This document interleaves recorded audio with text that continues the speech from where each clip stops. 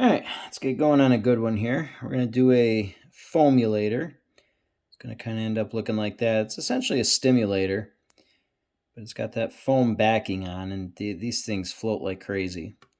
I tie a lot of these for a lot of my trips up to Maine, fishing a lot of that really heavy pocket water. There's a lot of really rough water, and you need something that really kind of stays afloat, and these things definitely do the trick.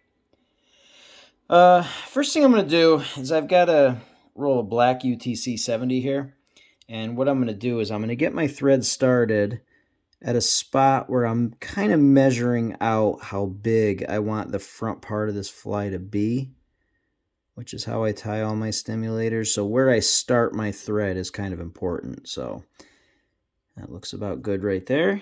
And again, what I mean by that is, when you do the whole front part with the hackle in the front and the dubbing and all that kind of stuff, you don't want to get tying into your materials and get most of the way done with the fly only to realize that you either left yourself too much room or not enough. If you're tying a stimulator, it really is best to measure that space right away and make sure that you start your thread in a spot where you can tell that that's where you want that. So that bare hook part in the front, that's all going to be part of the head. So as I lay down a thread base here, one of the things I really want to point out is this fly is also a really good lesson in thread control and making every thread wrap count. Now, UTC doesn't really build up a ton of bulk. It can build up quickly, but it's not really known for building up bulk. But anytime you're tying in foam and all kinds of stuff, you can fill that gap in pretty quickly.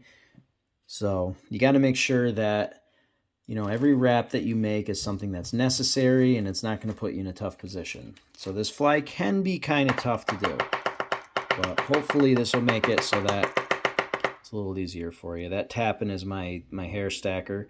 The next step is I'm going to get this tail tied in, and I'm using some brown deer hair for this. And what I do is I just kind of lay it on there flat. I'm kind of measuring out how much of a tail I want. I want that just a little past the farthest point of the back of the hook. And I'll hold that firm, get a good solid wrap in there, and get a good chunk of really tight wraps, because what I'm going to do is I'm going to pull that deer hair tight, nice and tight. I'm maintaining a lot of pressure on that, and I'm going all the way down, getting that secured in. All this stuff is how I do my stimulators too. You can kind of see how that leaves you with a nice tail. It doesn't flare out too much. It doesn't blow up and get all bushy on you. All right, so what I could do is I could make my way back towards the front if I wanted to. But like I said, you got to make every one of these thread wraps count. So what I have is I have a pre-cut piece of foam here. And I'm going to take my foam, I'll lay that right on top. I want that right about there. And I'm going to squeeze the hell out of that as I get a nice loose wrap over the top. Pull it tight. I'm going to get some wraps in there to secure that. Foam can roll on you, so I like to make sure that I'm really giving that a good grip when I go and tie that in. So now what I'm going to do, my thread right now is in line with where I tied that foam in. I have to jump it forward back onto the body. So my next wrap is going to do a couple of different things for me. The first thing it's going to do is it's going to be the first wrap in getting my wire in there. So I'm going to slip the tip of my wire in there. This is silver extra small ultra wire. I like the extra small. I've done buoyancy tests. I've floated flies with and without the wire on there. This extra small really, the weight that it adds is negligible. It doesn't really, doesn't change anything. So I like to secure it with a little bit of extra small wire. Okay, next material is this dry fly poly yarn in cream by Semperfli. This is pretty cool stuff. This is basically just a rope of dry fly dubbing, essentially. You got to make sure you're using it only on, just specific flies. I don't think I would ever use this on a regular standard dry fly. The reason why is, it does have some bulk to it. But on a stimulator or a foamulator, something that's a little bit of a bigger fly, it doesn't really make too much of a difference. Also, it's kind of hard to taper it, so you don't get a ton of control over it. So any type of fly that you really need, some exact things with it, something to create a tapered body or something like that, I wouldn't really recommend this. But for stimulators, bigger dries, things like that, where you just need a body, it's a really, really good material. I haven't really tested it against traditional dubbing, but I have used the fly quite a bit, and I guess the test on the water is really all that matters. I can do all the tests I want at my desk, but on the water is really all that matters. And this thing floats like a freaking cork, so no worries there. So now what I'm going to do, I'm going to take the front part of my hair, I'm going to gather all that. I don't want too much of a mess. So I'm going to gather all that hair together, and I'm going to go straight in and snip that off. Now, by holding that hair up at an angle and bringing my scissors in straight, it did create a little bit of a tapered cut, and that's more than fine. I'm going to fill it in a little bit with a couple extra thread wraps, but we're all good there. I'm not too worried about that. All right, so at this point, let's get this half hitched off here a little bit. So I'm going to use the rotary function on my vise. Let me see if I can get this arm around here and not knock the camera around. All right, I figured pausing it would be a little bit easier. So what we'll do is, let's release the brake on the vise. We're going to get this turned up. I'm going to hold that backwards to make sure I get that little gap covered. And we're just going to spin this. You can kind of see what I meant by, I like using these for stimulators and things like that, but, not so much dry flies. It doesn't create a clean, sleek body. It is a little messy. It is a little bit all over the place, but for this fly, it would be my go-to material. Yeah, really only bigger stuff. I wouldn't use this on a regular dry fly. It's good stuff, though. Kind of almost feels kind of like carpet material. Get that cinched in there. Okay. And we're done with that. Get that out of the way. I don't love the bulkiness of the back. I might trim that a little bit. Want that a little more uniform. But with this stuff, you're never really going to get it perfect. All right, next order of business, we'll get some hackle in there. I take my hackle and I trim a little bit off one side of the barb and then a little bit further on the other side where I'm going to wrap it. So I'm going to get that point where I strip some of those barbs off right at my tie-in point. All right, get on there, come on.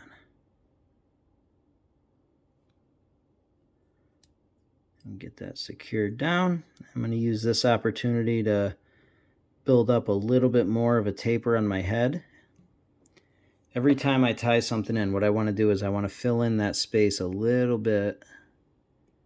And the reason why is because when you cut that foam off, and then you cut your deer hair off for the wing, if you don't have that filled in with a nice little taper that gives you a nice ramp for your thread to kind of go up, your head's gonna be all kinds of messed up. And I'll explain that a little bit more when we get to that step. Right now, and I know in the background you can kind of see my bobbin holder, but I gotta have that there for a couple of steps and then I'll get it out of the way. So we'll get a nice wrap in here to get that going. I want that nice and straight. And then we're gonna, there we go. And on this step, it depends on what kind of fly you want, whether it's going to be really, really bushy or standard. I'm tying this one a little bit more standard. I do make some of them where they're really, really bushy, where I've got a lot of hackle wraps in there. You don't even really see a lot of the body because it's just mostly hackle. But sometimes you're fishing in an area that really, really that fly needs to stay afloat. So sometimes you got to change up how you do it. This one's pretty standard though. So we'll get the hackle wrap towards the back, the wire wrap towards the front. Yeah, this bobbin holder's giving me all kinds of trouble right now. All right, so just get that tied off. There we go. Little bench trick, needle nose pliers. Always have a pair of needle nose pliers on your bench. I use these more than you could ever even possibly imagine. They're an old beat up pair too. Not even a nice pair, but I use them all the time. All right, so now that that's all set, let's flip this a little bit and cut that hackle off right where it's gathered. Get out of there. Okay, the other thing I'm going to do, I do this on my stimulators too. I'm going to run my scissors right down the top of this fly, and I'm going to cut off all of the top fibers. And the reason why I do that is if you want to leave them on there, it's fine. It's not going to affect anything. It's not like you have to or anything. Whoops, knocked that right out of the way. But what's going to happen is when you fold that foam over the top, all the barbs that are sticking up will mash down to the side, and you'll get a really weird looking side profile. But it is more hackle. It will help out with the buoyancy. So if you want to leave it, fine. I'm going to pause this for a second and get that holder out of the way. All right, good. All right, that was kind of bugging the crap out of me. Okay, so now what we're going to do is we're going to move our thread right to the very front. I got a little bit of breakage there. I'm just going to cut that off. It's no big deal. Sometimes you get some strands that kind of want to go the other way. All right, so we're going to have our thread right there at the beginning of the head, and we are going to fold our foam over. And make sure you grip this on both sides and hold that into place, because again, foam will roll on you. One loose wrap, pull it nice and tight, and another couple of wraps to lock it, and then I'm going to hold it, move my thread down a little further, get a little bit closer. And again, you want this all the way to the eye. And the reason why you want it all the way to the eye is you got to have a little bit of material in there that'll make it so that your thread can kind of climb up the ramp a little bit. Okay, now the other little trick that I'm going to show you is if you look right at the spot here where that foam was tied in, see how there's just a big jump? Now if I tie my hair in there, that hair is just going to want to go straight up like this. I want that hair to lie a little bit more flat. So what I want to do is this space right here where the point of my scissors are, I want to fill that in a little bit. And the way I'm going to fill it in is I'm just going to fold my foam back, and I'm going to pull it really tight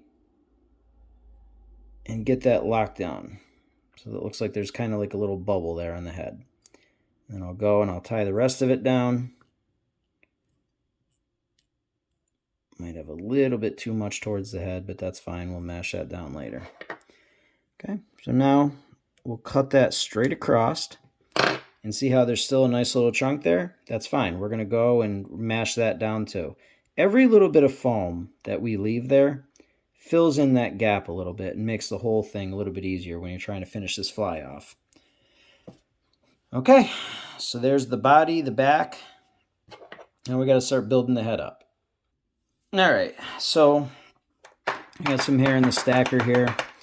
I'm going to show you, I don't know if it's so much a trick or just really the way that I do it. So we've got the whole head portion here. See where my thread is positioned? It's not positioned all the way to the front, all the way to the back. It's right there dead in the middle. And that's for a reason. I like a nice flat wing, not a wing that's flaring straight up. I like that flat wing because I feel like, a fish is looking up at it. It's got that profile. Depending on what you're trying to imitate. If you're fishing a stimulator to go the stonefly route, it's got a nicer profile for what the wings would look like. It's just the look that I think is a lot more appealing on a stimulator. So that's what I shoot for.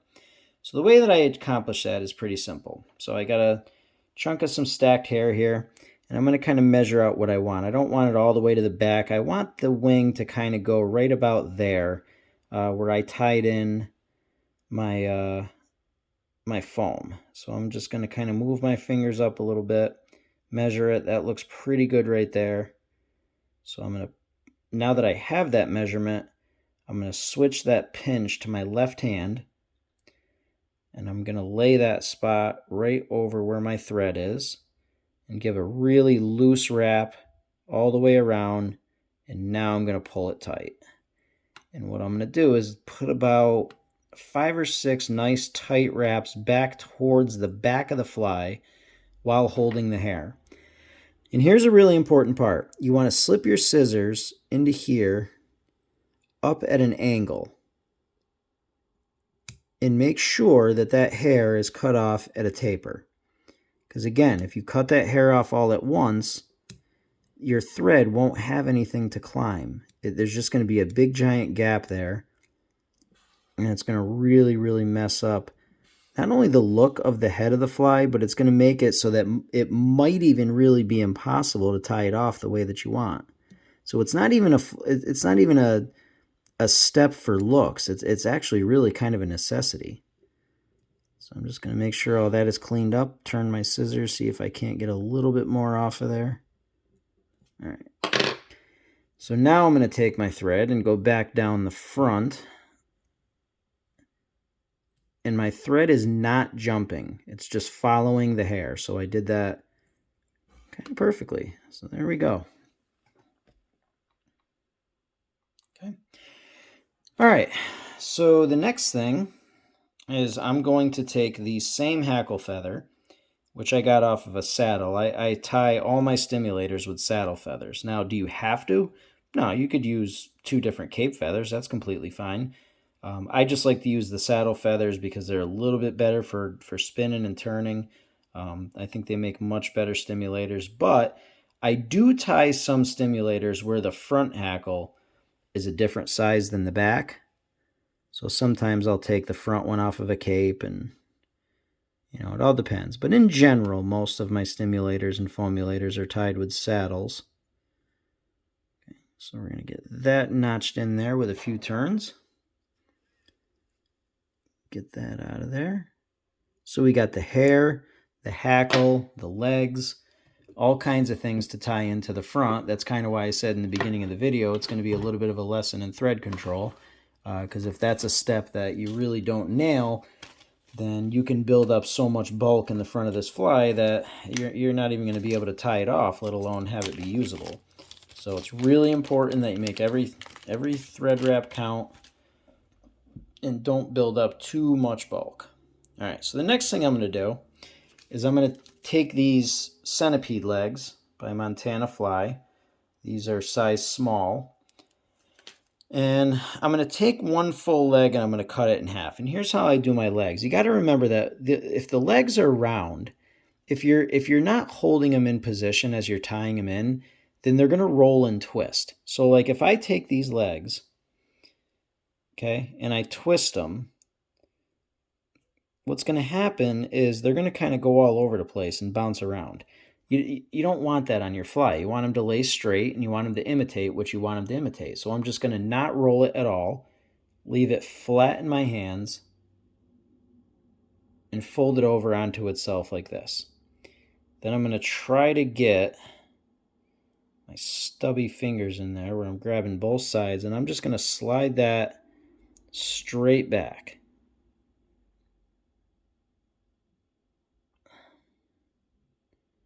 Slide it straight back. Don't twist it, none of that. And then when I get it where I want it, pinch it on both sides, right at the tie-in point. And I'm going to get one wrap on that side, one wrap on that, and now I got to get a little tighter. 2, 3, that should be good. Good. Okay.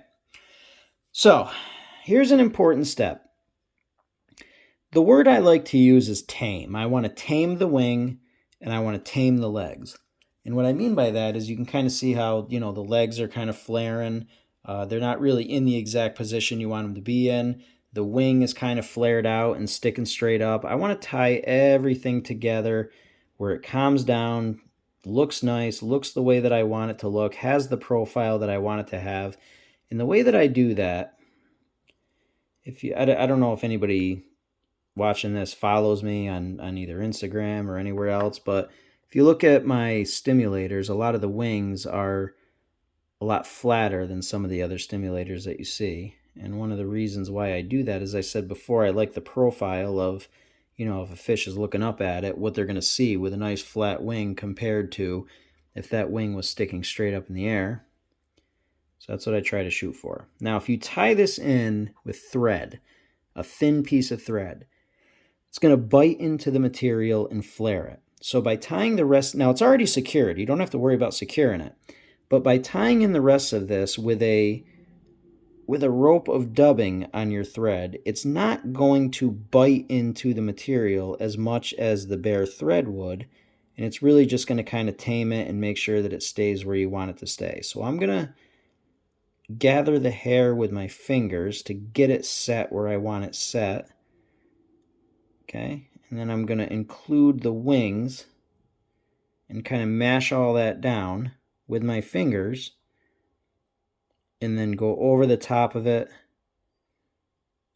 with my thread with dubbing on it.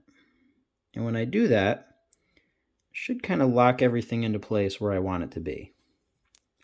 It's a really, really good technique. I mean, again, to each their own. If you like a big bushy wing that kind of flares all over the place, and you know what I mean, that is how a lot of people do tie their stimulators. It's fine, you can tie it whatever way that you like it. This is the profile that I like to have in my stimulators, so I make sure that I do this. Now, as far as the front part of the legs, I'm going to slip my scissors in here and cut that. So now they're two pieces. So I've gotten those legs to the point where I am pretty happy with where they are. So now my next wrap, I'm going to pull these back and put my dubbing in front and fill in that last little step. Okay. All right. So now we are going to grab our hackle. Make sure that that's laying exactly the way that we want it to lay.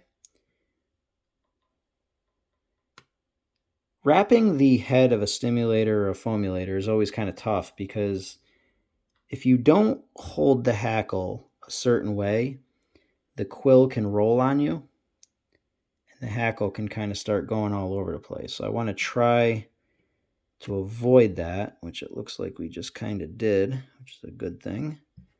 Although that last wrap kind of buttered up my legs a little too much. I want to give a little bit of space there. What happened with that last wrap, my legs were sticking straight up in the air because I kind of used my wrap to force them up.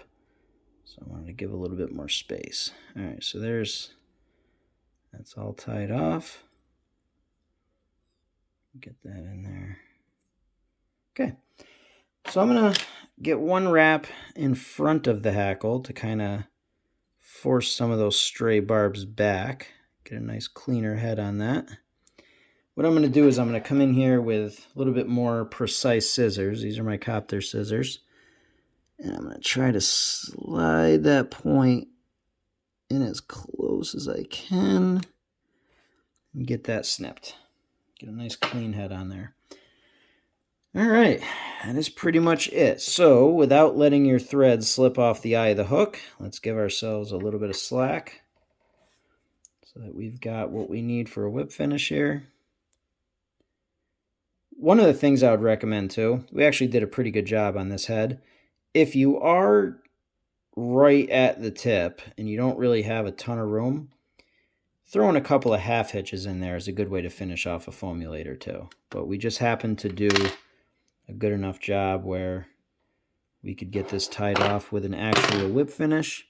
But if you can't get a whip finish in there, just do some half hitches and you'll be in good shape.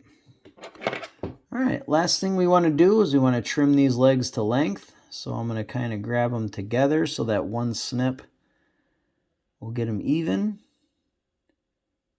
Get that about there. Get these front ones straight ahead. I don't want to lop off too much. Okay, and that looks about good. So there it is. That is the foamulator. That is a tied pretty much the same way you would tie a stimulator, but a few more materials in there, which is why I said the thread wraps are important. Nice even wing. The legs look good. You know, that foam along with the hackle, this thing will really, really float for days, especially if you're throwing this into some heavy water, some heavy pocket water. You know, it could hit some really, really rough water, but this thing is not going to sink for quite a while. So, you know, I do love stimulators, but I think I like tying them more than fishing them. As far as fishing them, I'll definitely take a foamulator. I'll bring these up to Maine during the alder fly hatch. I fish them in my local waters all the time. It's an excellent fly. Okay? Any questions or anything, any comments or anything, just leave them right in the comments and I'll respond. All right? Thanks.